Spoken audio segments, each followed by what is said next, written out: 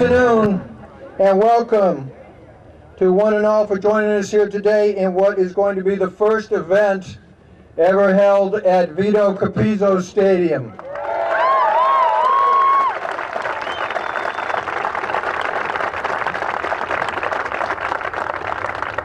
To kick off today's ceremony, we're going to introduce, please welcome the Nantucket Whaler cheerleaders.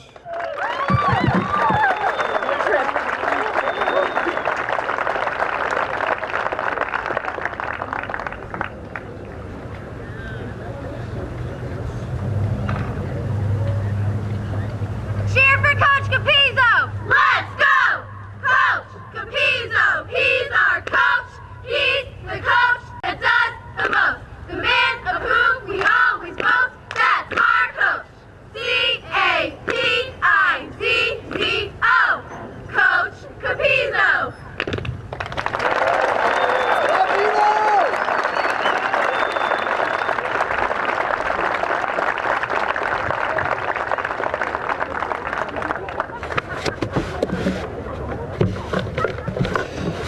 Today we gather to recognize Coach Vito Capizzo as he retires as the Whalers football coach of the last 45 years. Although best known as the football coach of the Whalers football team, Vito has taken on many roles and worn many hats here in his remarkable career at NHS. 45 years as head football coach, 35 years as director of athletics and a PE teacher. He worked for a short stint in the guidance department and even served as the school's high school principal on an interim basis, although Doris Herrick tells me she did most of the work. Vito not only coached football, he also at different periods in his career coached boys basketball, girls basketball, softball, the golf team, the track team, which probably most people don't even realize we had. He also spent a considerable amount of the time in the lunchroom, supposedly as a monitor, but actually he was just recruiting. Both as a member of the staff here at NHS and as a member of the Nantucket community, Coach Capizzo has always been willing to step forward and serve in the interest of our youth. At Nantucket High School, Vito's career is characterized by a man who always put our kids first. Please give a warm welcome to today's guest of honor, the man we all call Coach Vito Capizzo.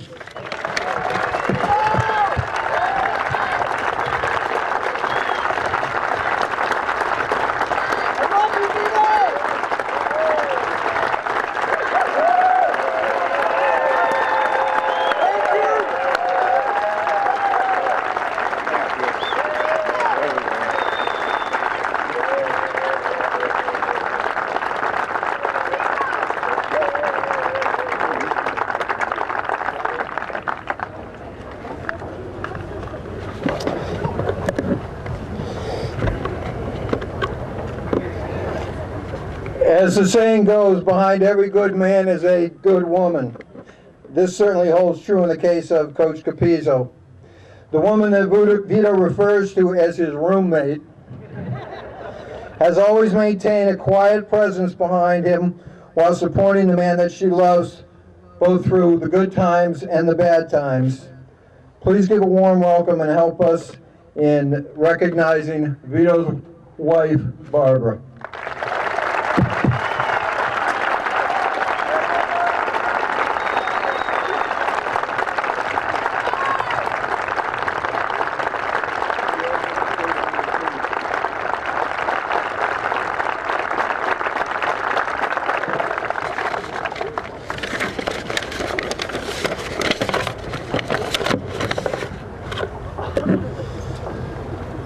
Our first speaker this afternoon was a teacher here at, I believe at the middle school for 35 years. Coach with Coach Capizzo between 1966 and 1985, and since 1985 to today has been the TV voice of the Nantucket Whalers for all sports. Please welcome Dick Herman.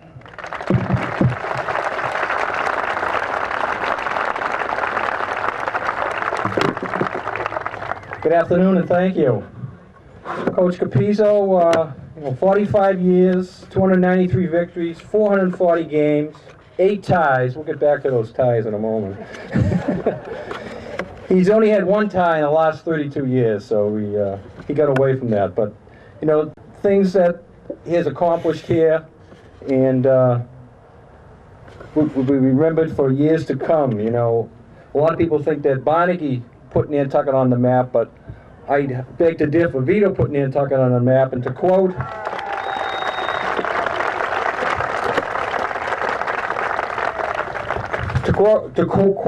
John Grissom, and that's kind of odd for me. Usually I'm quoting Jerry Seinfeld or Britney Spears, but Nantucket was put on the map by the coach, and it all started back in '64 when he got here. Not much of a team then, but by '66 he built an undefeated team with an 8-0 record, and it took off.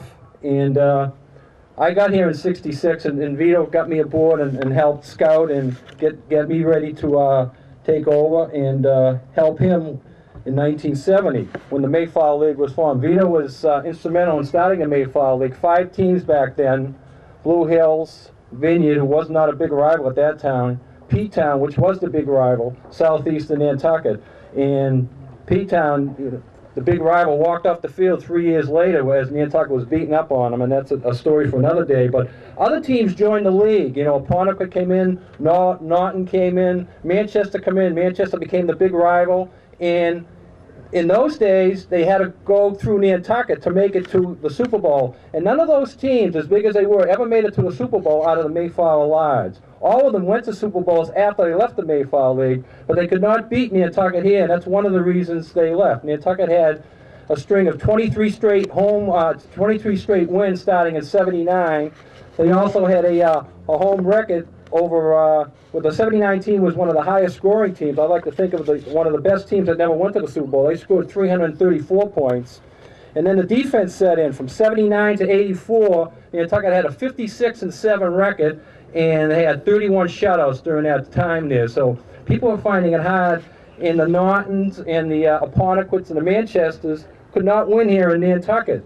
And it was hard for them to compete and get to the Super Bowl, and eventually they dropped out.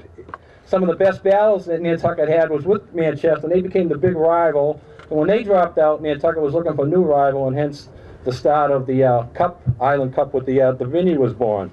But, you know, Coach Capizzo, 14 Mayflower Lodge championships, 9 Super Bowls, winning the first in 1980. The '79 team started the winning streak. The '80 team went 11-0, the second undefeated team. Coach had 2 undefeated teams, but he also had 12 other teams that only had 1 loss. Amazing. And a lot of those 1 losses were in the final game of the year, which happened to be the Super Bowl. And there was always talk that poor Nantucket had to go up against a big school when they got to the Super Bowl. And Vito would have none of that. He'd say, no, if I put my 11 out there against any 11, I can handle them. And finally it happened, 95, 96. Nantucket got into a Super Bowl with East Boston in 95, destroyed them, and then got the only home Super Bowl game here on Nantucket in 96 against Boston English and destroyed them. Total combined score of those 2 games was 88-14, Nantucket prevailing. So all the talk about not being able to compete against the bigger schools came to an end there with those back-to-back Super Bowl wins. The thing that I like to remember, and as we look around here, we look left, look right. We can see people who have been influenced by the coach, played for the coach. That includes mums and dads, brothers and sisters, aunts and uncles.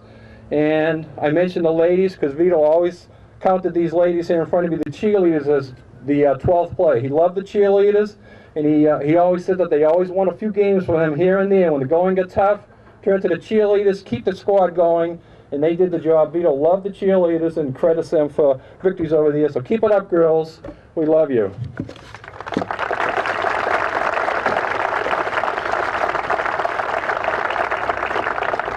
Now, Vito will not be on the sidelines this Saturday night, the home opener, but he is leaving a lot here. If you look at the current staff, 5 out of the 6 people on the current staff played for Coach Capizzo and were parts of those 14 Mayflower League championships and 9 Super Bowl appearances. The other coach coached aside Coach Capizzo for many years, so it's all around. The grounds crew, look at the field here. Great shape, it always is for home games. The 3 groundskeepers all played for Coach Capizzo, parts of Super Bowl teams. So Vito is leaving a lot here left behind. So even though he won't be on the sidelines this coming Saturday night, there's going to be a lot of Vito Capizzo going on and a lot of football being played as Vito will remember it.